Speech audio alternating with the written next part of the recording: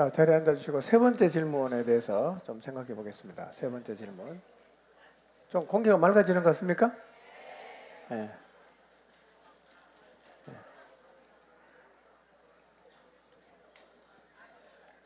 10시 44, 11시, 11시간.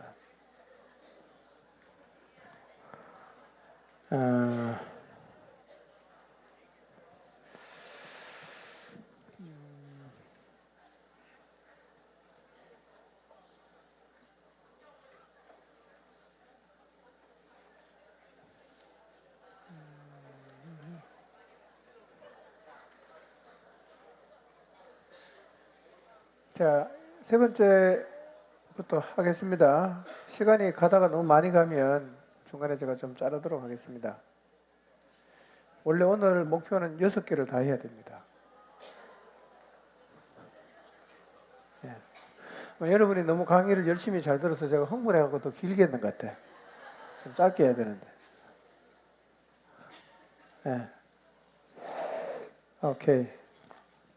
그렇지만 사실은 내용이 한 번쯤은 우리가 정리할 필요가 있는 그리고 평생을 우리가 교회라는 곳을 다니고 있기 때문에 이곳이 도대체 어떤 곳인지, 왜 교회를 위해서 열심히 살아야 되는지에 대해서 우리가 확실히 알려고 하면 교회가 뭔지를 확실히 알아야 됩니다.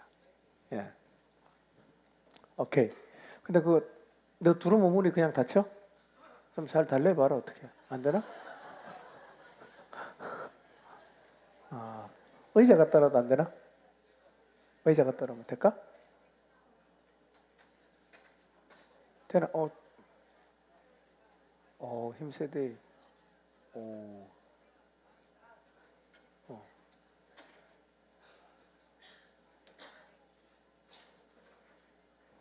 오케이. 자, 이제 진도를 좀 빨리 가겠습니다.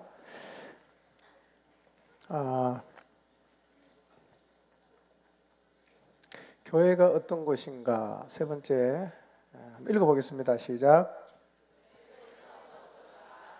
교회는 어떤 곳인가?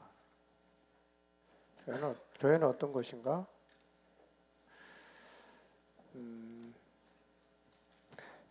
제가 두 번째 설명할 때 인류가 가인과 셋의 후손으로 나눠졌다 그랬죠. 그죠? 쭉 내려갑니다. 그 다음에 노아 때 와서 다 죽어요. 그 다음에 노아의 세 아들을 통해서 다시 종족이 내려가는데 노아가 셋의 후손이에요. 노아가. 그리고 노아의 아들이 3명 있는데 그 중에 셈의 후손을 통해서 계속 내려가다가 누가 나옵니까? 아브라함이 나와요. 그리고 아브라함을 통해서 하나 만들어진 민족이 있습니다. 누굽니까? 이스라엘이에요. 이스라엘.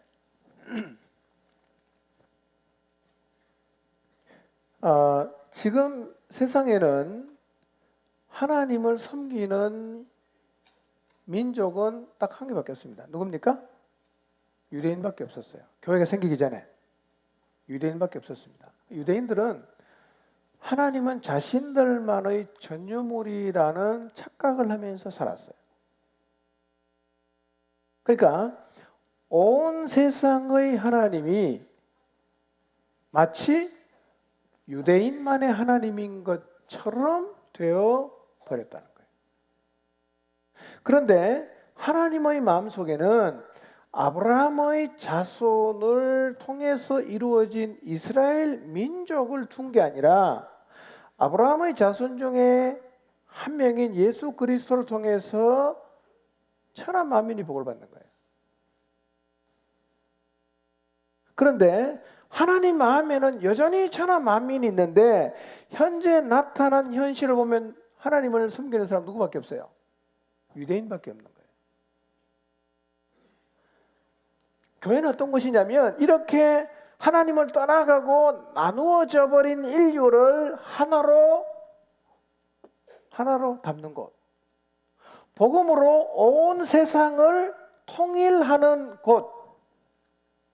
온 세상을 창조하신 창조주 하나님의 뜻을 따라 천하 만민이 하나님께로 돌아와서 예배하게 하는 곳이 바로 뭐예요? 교회라는 거예요. 그 교회는요, 인류가 가인의 후손과 셋의 후손으로 나누어지면서 소수의 유대인만을 제외하고는 다 하나님을 떠나갔고, 유대인들은 하나님이 자신들만의 하나님이라는 착각을 가지면서 이방인들을 다 짐승 취급하고 인간 취급도 안 해서 그 광대한 크신 하나님이 이제 누구의 하나님 됐어요? 마치 유대인만의 하나님인 것처럼 되어버렸다. 그런데 하나님은 이 교회를 통해서 다시 무언 작업하는 거예요? 온 세상을 다 담는 거예요. 천하를 복음으로 통일한다는 말의 의미가 이거란 말이에요. 복음으로 통일하는 거예요. 그래서 교회는요, 유대인, 이방인 차별 없이 누구든지 다 담을 수 있는 곳이 되었어요. 그런 목적으로 하나님이 뭘 만드셨어요? 교회를 만드셨다.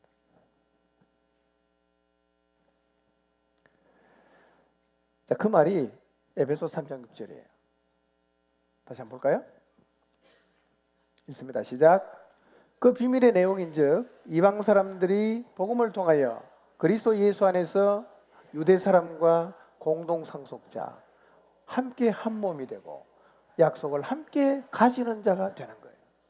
자, 이것을 제가 방금 말씀드린 인류가 다 하나님이 창조하신 인간들이고, 하나님은 이들을 모두를 사랑하는데 어느 순간부터 두 갈래로 쫙 갈라지더니만 하나님을 믿는 사람은 소수고 다 하나님을 믿지 않았어요. 근데 하나님은 여전히 천하 만민을 사랑해요. 그런데 제사장 역할을 감당해야 할 유대인들은 편견에 사로잡혀서 이방인을 거들떠 보지도 않고 지금도 나가지 않고 있단 말이에요. 그런데 하나님은 온 세상을 사랑하시니까 온 세상을 구원해야 되잖아. 그 계획을 언제부터 갖고 있었어요? 영원 전부터 갖고 있다가 마지막 때에 예수 그리스도를 통해서 구원의 역사를 이루시고 천하 만민을 담을 수 있는 곳을 드러내 보여주시는데 그게 뭐더라? 교회라는 거예요. 교회는 어떤 것입니까? 복음으로 세상을 통일하는 것입니다. 교회는 어떤 것인가? 복음으로 천하 만민을 담는 것이에요. 그래서 3장 6절이 그 말씀이란 말이에요. 비밀의 내용이 뭐냐? 이방 사람들이 복음을 통해서, 뭘 통해서? 율법이 아니에요. 복음을 통해서 그리스도 예수 안에서 누구랑 공동상속자? 그렇죠. 자기들만 하나님이 있다고 생각했던 유대인하고 하나님이 없는 이방인이 뭐가 돼요? 공동상속자가 되는 거예요. 함께 뭘 가져요? 한 몸이 돼요. 약속도 같이 가지게. 그러니까 복음으로 온 세상을 통일시키는 것이 뭐다? 교회입니다. 하나님 마음속에 교회가 중요하겠어요? 안 중요하겠어요? 천하 만민을 다 사랑하는데, 인류를 다 사랑하는데 나타난 구조를 보니까 유대인만 달랑 남아있고 다 하나님을 떠나갔는데, 이 사람들을 다 하나님이 사랑하니까 구원을 해야 되는데 이게 담을 그릇은 없고, 그래서 그리스도를 보내셔서 복음을 통해서 유대인과 이방인이 하나가 되게 한 다음에 이 유대인과 이방인 하나 된 사람을 담는 그릇으로 만드는 것이 바로 교회.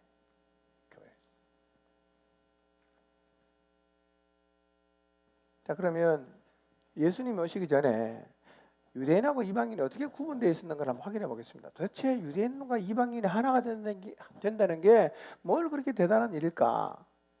예. 바울이 내가 계시로 비밀을 깨달았다고 하면서 보낸 내용이 이 내용이에요. 지금부터 보는 거. 그걸 전해준 거예요.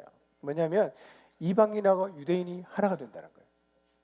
이거는요, 사실은 유대인의 관점에서 보면 굉장히 쇼킹한 일이에요. 지옥의 불쏘시개로 만드는 저 이방인들이 어떻게 우리랑 같이 상속자가 되냐는 거예요. 어떻게 우리랑 한 몸이 되냐는 거예요. 어떻게 같은 약속을 받는 자리에 이방인이 설 수 있냐? 말도 안 된다. 바울은 그걸 깨달았어요. 그래서 바울이 복음 들고 어디로 갑니까? 이방인에게 가자. 이방인에게. 네. 자, 예수님 오시기 전에 유대인과 이방인은 이렇게 구분이 되어 있었어요. 자, 2장 11절 12절을 보겠습니다. 에베소 2장입니다. 시작.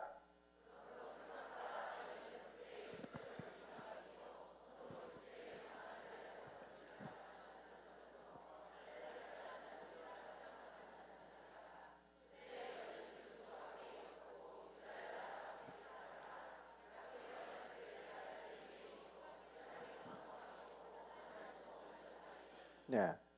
자, 예수님이 오시기 전까지 유대인하고 이방인은 구분되어 있었죠. 이걸 어떤 그림으로 이해하셔야 되느냐면 가인의 후손과 셋의 후손 계열로 보시면 되는 거예요. 그러니까 하나님을 믿는 사람하고 하나님을 안 믿는 사람, 이걸 대표로 한 게 유대인과 이방인이에요. 실제로 구약 시대에는요, 하나님을 믿는 민족은 유대인밖에 없었어요. 다 하나님 떠나갔어요. 그렇지만 지구상에 존재하는 모든 인간은 다 누가 만들었어요? 하나님 만들어서. 하나님은 유대인만 사랑합니까? 다 사랑합니까? 다 사랑해. 어떻게 이 하나님을 떠나간 인간하고 편견에 빠진 유대인들을 하나로 만들어서 구원의 자리로 끌고 갈 수 있겠는가? 이 하나님의 지혜가 복음이고 교회라는 거예요. 자, 그러면 유대인하고 이방인이 어떻게 구분됐습니까? 자, 예수님 오시기 전에 우리는 뭐였어요? 유대인입니까? 이방인입니까? 우리도 이방인이에요. 지금도 이스라엘을 방문하면 우리는 이방인입니다. 그 사람도 우리는 짐승처럼 취급합니다. 속으로는. 관광객 오니까 물건은 팔지만요. 편견 대단합니다. 지금도 그 편견은 안 벗어집니다.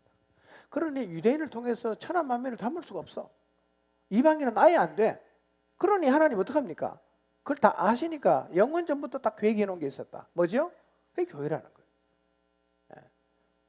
자, 그러면 예수님이 오시기 전까지 유대인과 이방인은 구분되어 있었는데 우리는 어떤 사람이냐? 이방인이었습니다. 할례 없는 사람, 그리스도 밖에 있는 사람, 이스라엘 나라 밖의 사람, 약속의 언약과 상관이 없는 사람, 세상에 소망이 없는 사람, 하나님이 없는 사람으로 유대인하고는 철저하게 구분이 되어 있었어요.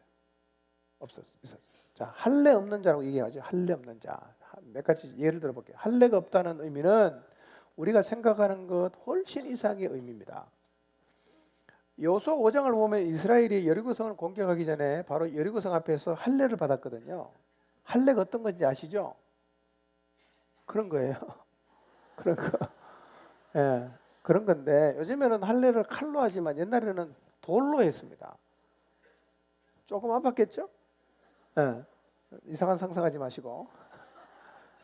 자, 어쨌든 할례는 포경 수술인데 이 포경 수술을 하고 나면 남자는 거의 일주일은 드러누워 있습니다. 3, 4일 때는 완전히 죽어요. 그러면 여리고성이 코앞에 보이는 데서 전쟁에 해달 남자들이 전부 드러누워 있으면 그때 여리고에서 사람이 쳐들어오면 이스라엘은 끝나는 거죠. 왜 그 중요한 순간 중요한 장소에서 위험을 무릅쓰고 할례를 했냐는 거예요. 왜 할례를 해야 돼요? 성경을 봅시다. 여호수아 5장 7절입니다. 읽어봅니다. 시작. 그들이 대를 잇게 하신 이 자손에게 여호수아가 할례를 행하였으니 길에서는 그들에게 할례를 행하지 못하였으므로 할례 없는 자가 되었음이더라 그랬어요. 왜 여호수아가 할례를 행했냐? 할례 없는 자가 되었어요. 그럼 할례 없는 자가 되었다는 의미가 뭔가? 그것은 하나님의 언약과 상관이 없는 자가 되었다는 의미예요. 하나님께서 아브라함에게 언약을 주실 때 언약의 증표로 행하게 하신 게 뭐냐면 할례예요.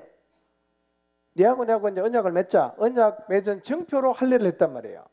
그런데 그 할례를 받은 언약의 백성이 지금 뭐가 없어졌어요? 할례가 없어졌다. 그럼 어떤 의미입니까? 이제는 하나님의 언약과 상관이 없어졌다는 의미가 되는 거죠. 생각해 보세요. 하나님의 언약과 상관이 없는 사람이 지금 하나님의 언약을 믿고 가나안 땅을 정복하러 갈 수 있겠어요? 없겠어요? 못 가지요. 언약이 되어 있으니까 하나님이 책임져 주시겠지만 할례가 없어서 언약 없는 백성이 되면 언약이 해제가 되면 가나안 땅 자기 입으로 가야 되는데 갈 수 있어요? 못 가죠. 그러니까 가나안에 들어가기 전에 뭐부터 해야 됩니까? 다시 언약 백성의 자리로 돌아가야 된다. 그래서 뭘 했어요? 할례를 한 거예요.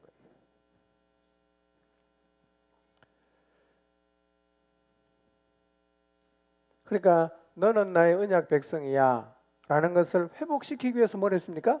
할례했단 말이에요. 다윗도 그런 생각을 갖고 있었어요. 사무엘상 17장 26절을 보겠습니다. 시작.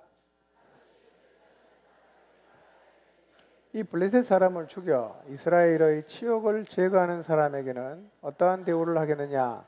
이 할례받지 않은 블레셋 사람이 누구이기에 살아계시는 하나님의 군대를 모욕하느냐?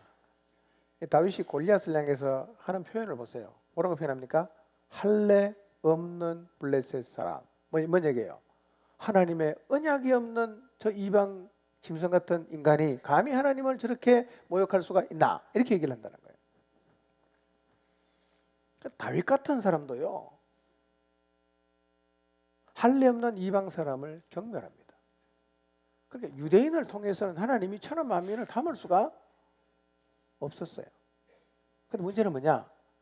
유대인들이 자신들만의 하나님이라고 주장하는 이 하나님은 온 세상의 하나님이라는 거예요. 온 세상의 하나님. 그래서 구약시대 유대 사람의 입장에서 보면 이방인이 유대인과 공동 상속자가 된다는 것은 아브라함도 다윗도 모세도 상상할 수 없는 일이었어요. 왜 하나님이 그렇게 하시냐? 처음부터 하나님 마음속에는 천하 만민이 담겨져 있었습니다. 늘 그 생각, 영원 전부터 계획했어. 그래서 예수 그리스도를 통해서 유대인과 이방인이 공동 상속자, 한 몸, 동일한 약속을 가지는 자가 되는 길을 준비를 하셨는데, 어떻게 유대인과 이방인이 공동 상속자가 되게 하셨는가? 그게 이제 12절, 13절부터 나옵니다. 13절 보겠습니다. 시작.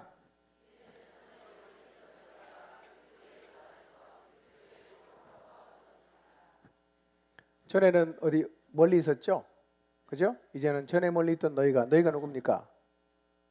에베소서를 바울이 지금 에베소 교인에게 보내는 거예요. 그러니까 너희가라고 하면 누굽니까? 에베소 사람이에요. 유대인입니까? 이방인입니까? 이방인이죠. 그러니까 전에 멀리 있던 너희 이방인들이 하나님하고 어떻게 됐다? 가까워졌다는 거예요. 어떻게 가까워졌다 그럽니까? 그리스도의 피로. 그리스도의 피로. 다르게 표현하면 십자가를 통해서 이방인이 하나님과 가까워졌다. 그렇게 얘기합니다. 그러니까 우리가 이방인인 우리가 하나님을 섬기는 민족이었던 유대인과 공동 상속자가 되게 된 과정에 누가 있습니까? 예수 그리스도의 피가 있는 거예요. 자, 그게 구체적으로 어떤 의미인가? 자, 2장 14절 15절 읽습니다. 시작.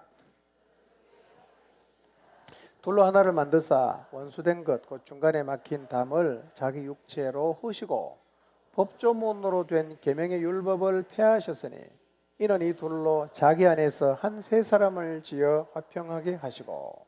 자, 둘로 하나를 만들었다 그랬죠. 그렇죠? 둘이 뭐가 둘입니까? 큰 그림 속에 보면 가인의 후손하고 셋의 후손이에요. 가인의 후손과 셋의. 좀 구체적으로 표현하면 유대인과 이방인이에요. 유대인과 이방인이 둘이었는데 지금 어떻게 했어요? 하나로 만들었어요. 하나로. 둘인데 하나로 만들었어요. 누가 만들었어요? 예수님이. 예수님. 어떻게 만들었는가? 원수된 것 곧 중간에 막혀있는 담을 자기의 육체로 헐었다. 자, 그러면 유대인과 이방인을 가로막고 있었던 중간에 세워진 담이 뭐였어요? 뭐였죠? 다시 성경에 보면 나와요. 성경을 보여주실래? 14절 15절. 뭐죠? 원수된 게 뭐죠? 중간에 막힌 담이 헐었어요. 그게 뭐라고 그랬어요?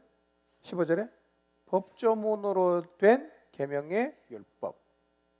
이런 얘기입니다. 유대인은요, 하나님으로부터 시내산에서 받은 언약이 있었어요. 언약이 있으니까 무슨 백성? 언약 백성이에요. 그런데 이방인은 하나님께 받은 언약이 있어요, 없어요? 없죠. 그럼 무슨 백성? 언약 없는 백성. 그러니까 하나님하고 언약이 있고 없고의 차이에 따라서 언약이 있는 백성이 되고 언약 없는 백성이 된단 말이야. 그러니까 이 언약이 뭐가 되는 거예요? 담이 되는 거예요. 있는 사람, 없는 사람 헤쳐 모여. 그러면 언약 없는 이방인은 다 절로 다 가야 돼. 있는 유대인들은 이쪽으로 다 가야 돼. 그러니까 이 언약이 유대인과 이방 사람 사이를 가로막는 뭐가 됐다? 담이야. 담. 그러니까 둘이 하나가 안 되는 거예요. 모이면 너 언약 있어? 없어. 가. 있어? 와. 그러니까 언약이 있고 없고의 차이에 따라서 항상 둘로 이렇게 나눠졌단 말이에요. 근데 이게 어떻게 하나가 돼요? 예수님께서 십자가에서 언약을 없애버린 거예요. 폐했다는 거예요. 그러니까 유대인하고 이방인을 구분짓던 다음에 항상 언약 있는 사람 저리로, 언약 없는 사람 이리로 했는데 언약이 없어지니까 가를 수 있는 근거가 없어졌어요. 언약이 없어졌어요. 이 언약을 예수님은 뭘로 폐했다고요? 자기의 육체로 허물었다. 이렇게 말합니다. 그러니까 예수님의 십자가를 통해서 유대인과 이방인을 구분짓던 언약을 폐해버리니까 이제는 유대인과 이방인을 구분할 뭐가 없어졌어요? 근거가 사라진 거예요. 그러니까 이제 둘이 하나가 될 수 있는 길이 열렸다는 거예요. 뿐만 아니라 예수 그리스도의 십자가는 인간과 하나님 사이를 가로막고 있는 담도 허물었어요. 예수님이 십자가에 달려 돌아가실 때 성소와 지성소 사이에 휘장이 하나 있어요. 이게. 근데 예수님이 십자가에서 돌아가셨을 때 휘장이 위에서부터 아래까지 찢어졌어요. 이것의 의미를 히브리서 기자는 이렇게 이야기합니다. 히브리서 10장 19절 20절 읽습니다. 시작.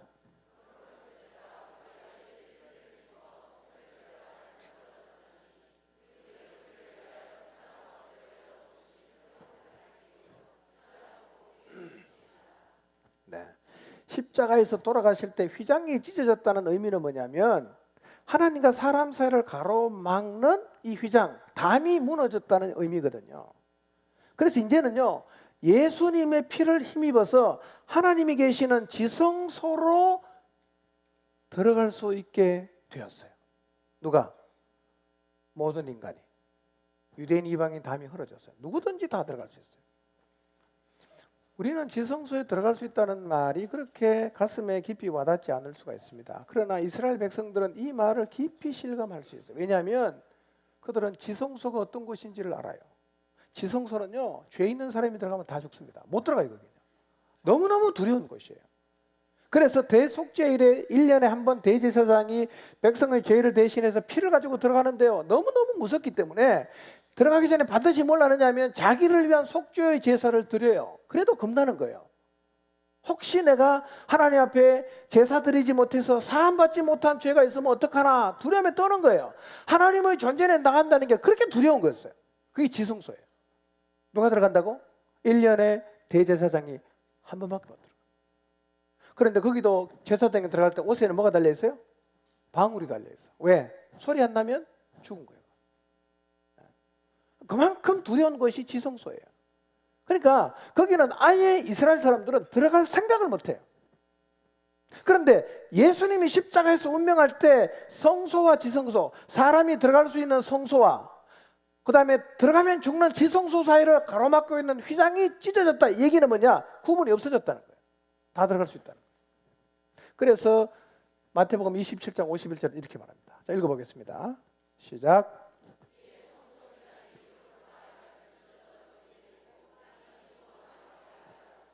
언제 이런 일이 있었어요?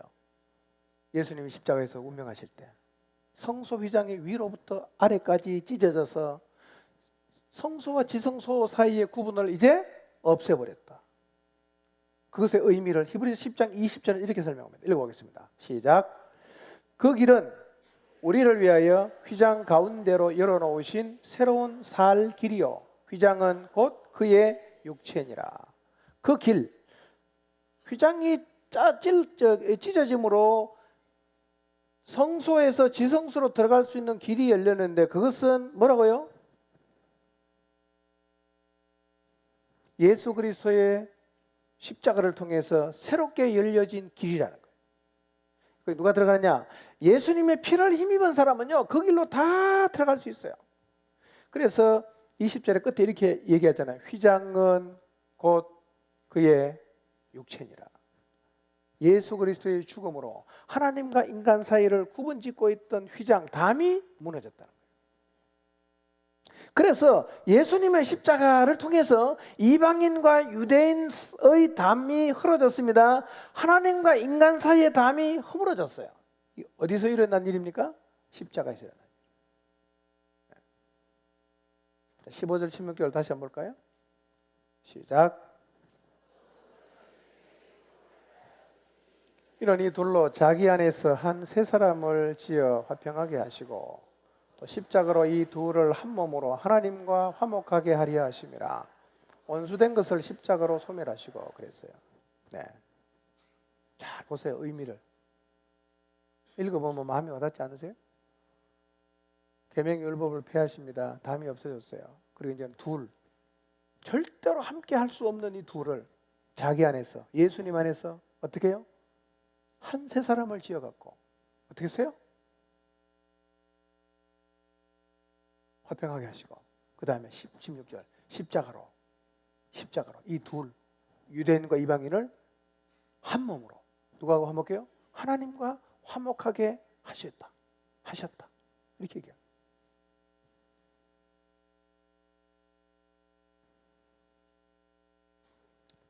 예수님께서 십자가에서 폐하신 게 뭐냐면 법조문으로 된 계명의 율법이었어요.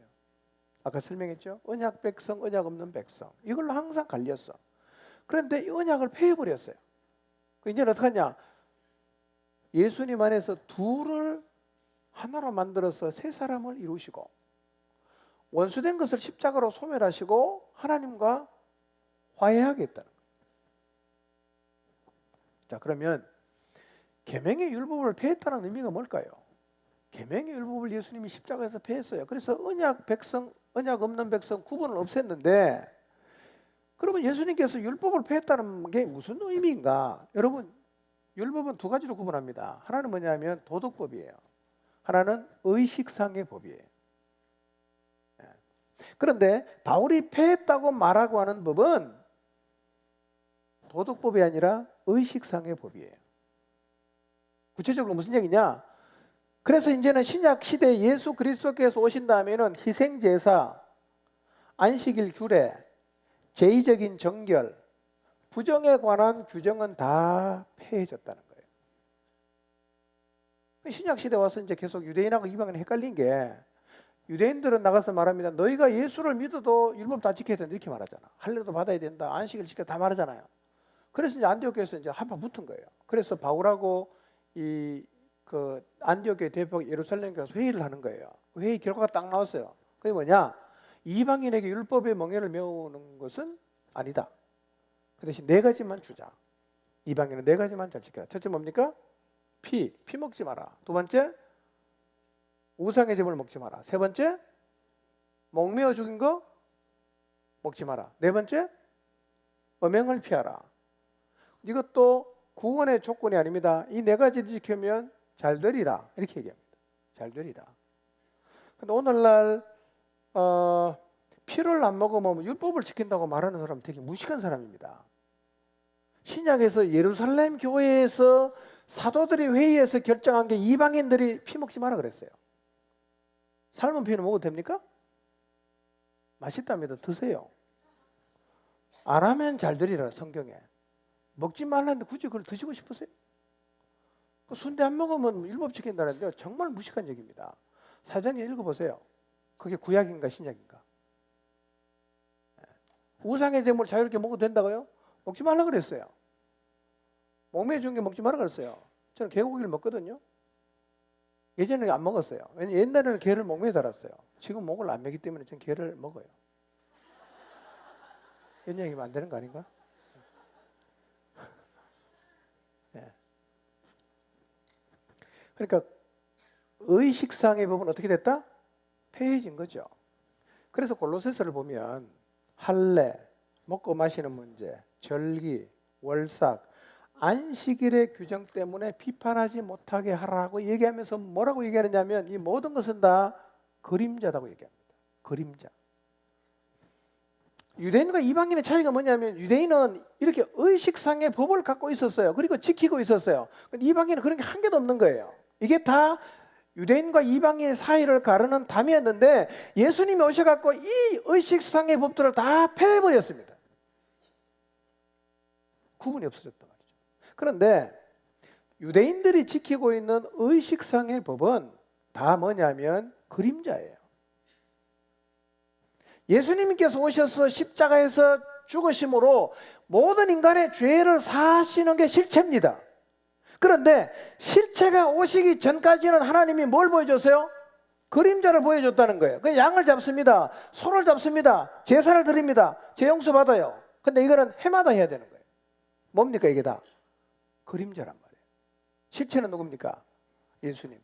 그래서 그림자가 있을 때는 제사장이 계속 필요한 거예요. 계속 죄가 기억나니까. 제사장 죽었다. 그 다음 또 제사장 돼야 돼. 근데 예수님은 오셔서 영원한 제사장이 되었다. 단번에 다 끝났어요. 실체가 오니까.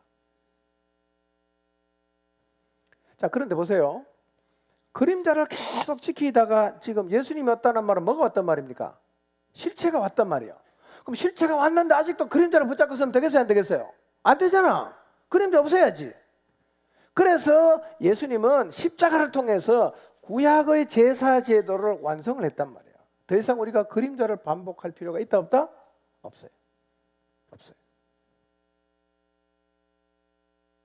여러분, 그래서 오늘날 교회들이 죄 사함을 받기 위해서 양 잡는 거 보셨어요? 소 잡는 거 보셨습니까? 혹시 양 잡고 소 잡아 제사 드리는 교회 보신 적 있습니까? 뭐 있을지 모르겠는데요. 다 어디로 돌아간 겁니까? 그림자로 돌아간 거예요. 아, 실체가 왔는데 왜 또 그림자로 돌아갑니까? 왜 폐했냐?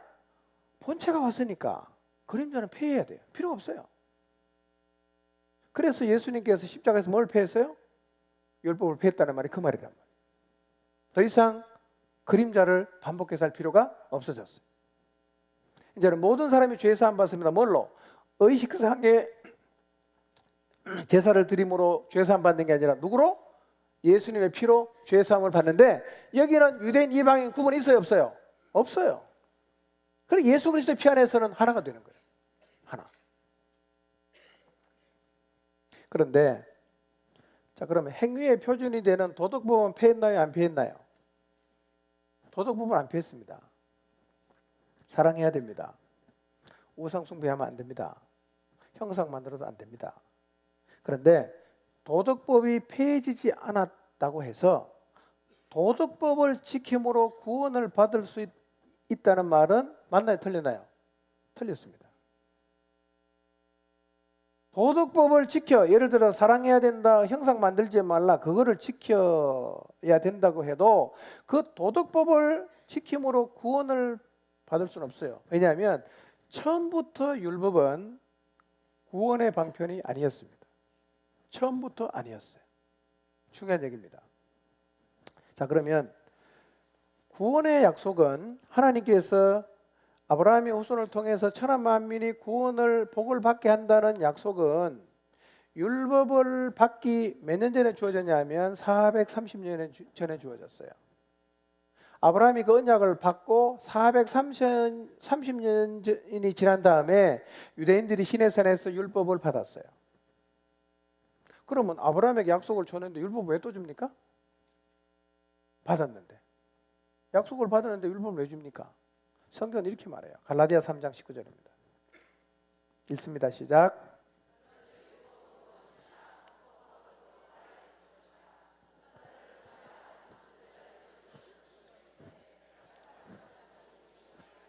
네. 혹시 뭐 시간 있으면 집에 가서 갈라디아서 전체를 읽어보시면 또 설명이 잘 되어 있는데요. 율법이 뭐라고 얘기하고 있습니까? 범법함으로 더하여진 것이다. 무슨 얘기냐면 하나님으로부터 약속을 받긴 했는데 이 유대인들이, 이 사람들이 죄를 지으면서도 그게 죄인 줄도 몰라. 계속 죄를 짓는 거예요. 그러니까 하도 죄를 많이 지으니까 하나님이 뭘 줬냐면 죄의 기준을 준 거예요. 죄를 하도 많이 지으니까 죄의 기준으로 준 게 뭐라? 그 율법이에요. 죄의 기준. 이거 죄야. 하나님 이름 함부로 부르면 죄야. 간음하면 죄야. 이 죄의 기준을 준 거예요. 그게 뭐라고요? 그 율법이에요. 갈라디아 3장 15절 17절 보겠습니다. 읽습니다. 시작.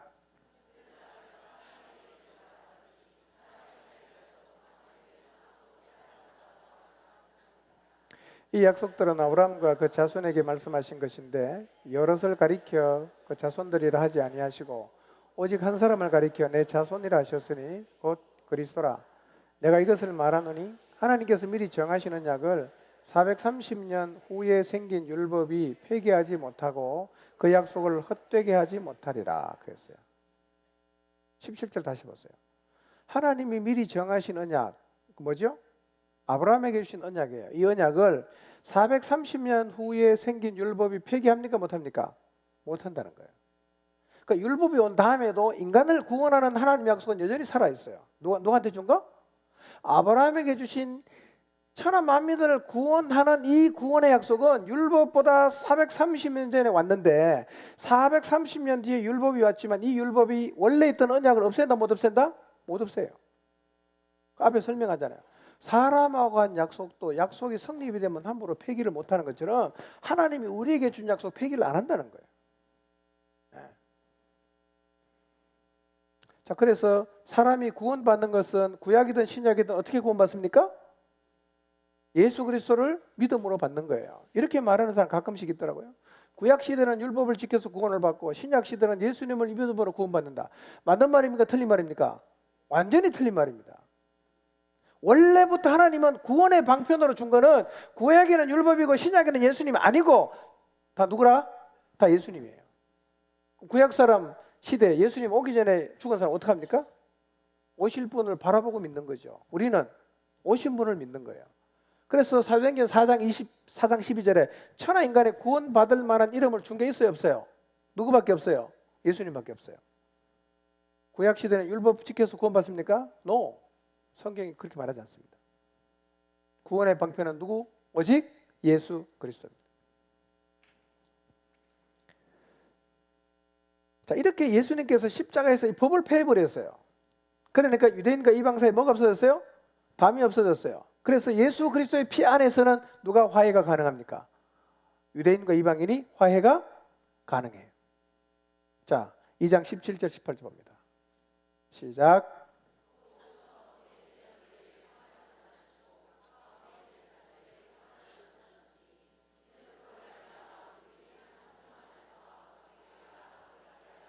네, 성경 그냥 두시고요. 또 오셔서 먼데 있는 너희가 누굽니까? 먼데 있는 사람 누구예요? 이방인. 먼데 있는 너희에게 평안을 전했어요. 가까운 데 있는 사람 누굽니까? 유대인. 그것도 뭘 정해요? 평안을 전하셨다. 그래서 어떡합니까? 18절. 그로 말미암아 둘이 성령 안에서 한 성령 안에서 아버지께 나가는 거예요. 유대인하고 이방인하고 같이 손잡고 누구한테 간다? 하나님께로 나가게 되었다는 거예요. 이 모든 일이 어디서 일어났어요? 다 십자가에서 일어났습니다. 십자가. 자, 19절을 봅니다. 시작.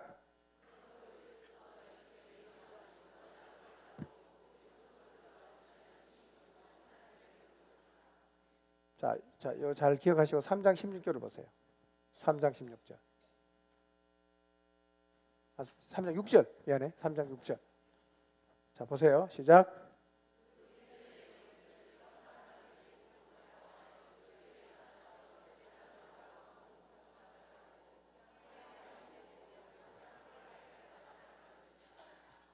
이 2장 19절하고 3장 6절을 같이 띄울 수 있나? 우리 기술로 할 수 있나?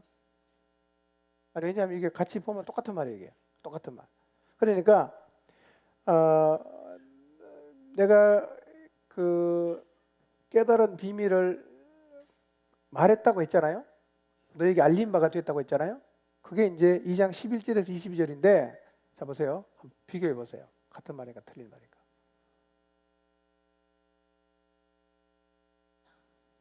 똑같은 말이죠. 그죠? 너희가 이제 외인이 아니야. 그 다음에 뭐도 아니다? 나그네도 아니고 뭐다? 동일한 시민이 됐어요. 하나님의 가족이 됐어요. 그 말이는 밑에 복음을 통해서 유대인 이방인이 공동상속자 한 몸 되고 그 다음에 약속을 함께 가지는 자가 되는 게 똑같은 거잖아. 이게 뭐다고요? 이게 복음이란 말이에요. 이게 비밀의 경륜이 바로 이거예요. 이거란 말이에요. 그러면 교회는 어떤 것입니까? 이 그리스도의 피로 하나 된 사람들을 담는 곳이에요. 이 교회입니다. 그러니까 우리는 하나님 마음을 알아야 돼요. 하나님 왜 교회를 만들었는가? 유대인만이 하나님이 아니라 온 천하의 하나님이시기 때문에 온 천하 만민을 사랑하고 복음을 통해서 구원하는 일을 누군가가 해야 되는데 그 일을 하나님이 누구한테 위탁했어요? 교회에게 그 일을 위탁했으니까 우리가 만약에 하나님 마음을 안다고 하면 이 하나님의 소원을 이루어드리는 삶을 살아야 됩니다. 교회는 어떤 것입니까? 천한 만민을 담는 것입니다. 교회는 어떤 것입니까? 천한 만민에게 복음을 전하는 것입니다. 교회가 바로 이런 것이란 말이에요. 자, 네 번째는 그만하겠습니다. 제가 보니까 여러분이 너무 말씀을 잘 듣긴 하지만 언제 끝나나 이런 그래서 이제 기도 좀 하겠습니다. 기도. 나머지는 다음 시간 하고요. 하여튼 여러분 훌륭합니다. 이렇게 11시 반 됐는데 말씀을 잘 듣고 계시는데요. 근데 이전 사람은 좀 더 훌륭했어요. 우리는 2시까지 했습니다. 그때는. 새벽 2시까지. 진짜. 12시 마치면 처음엔 이상했어요. 너무 빨리 맞춰갖고. 같이 한번 좀 기도했으면 좋겠어요. 오늘 말씀을 우리 기억하면서 한국 교회를 위해 좀 기도했으면 좋겠어요. 한국 교회. 그리고 하나님께서 우리 마음 안에 있는 견관진을 무너뜨려 주시기를 좀 기도했으면 좋겠습니다.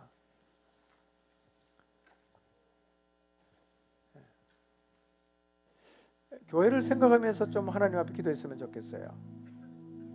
교회는 영원 전부터 계획된 곳입니다. 교회는 하나님이 세우셨어요. 교회는 하나님의 비밀의 계획을 세상에 알리는 곳입니다. 바울은 이 복음을 전하는 일꾼 된 것을 크신 하나님의 은혜라고 생각했습니다. 교회를 세우는 일을 사명으로 알고 자기 자신의 인생을 기꺼이 드렸습니다. 나에게는 교회가 어떤 곳인지를 한번 생각해 보십시오. 나도 바울처럼 교회의 일꾼이 된 것을 하나님의 은혜요 영광으로 생각하고 있는지도 한번 생각해 보시고, 만약에 영광으로 생각한다면 나 같은 부족한 사람을 불러 하나님의 영원한 계획을 이루어가는 교회의 일꾼 삼아 주신 것, 하나님 앞에 감사의 기도를 드리시기를 바랍니다. 혹시라도 교회를 경히 여기고 왜 이런 교회를 만들어서 사람 피곤하게 만드는가 라는 생각을 혹시라도 했다면 평생 사는 동안 절대로 교회를 경히 여기지 않도록 주님 앞에 기도하시기를 바랍니다. 말씀 기억하면서 같이 한번 주님 앞에 기도하겠습니다. 기도합니다.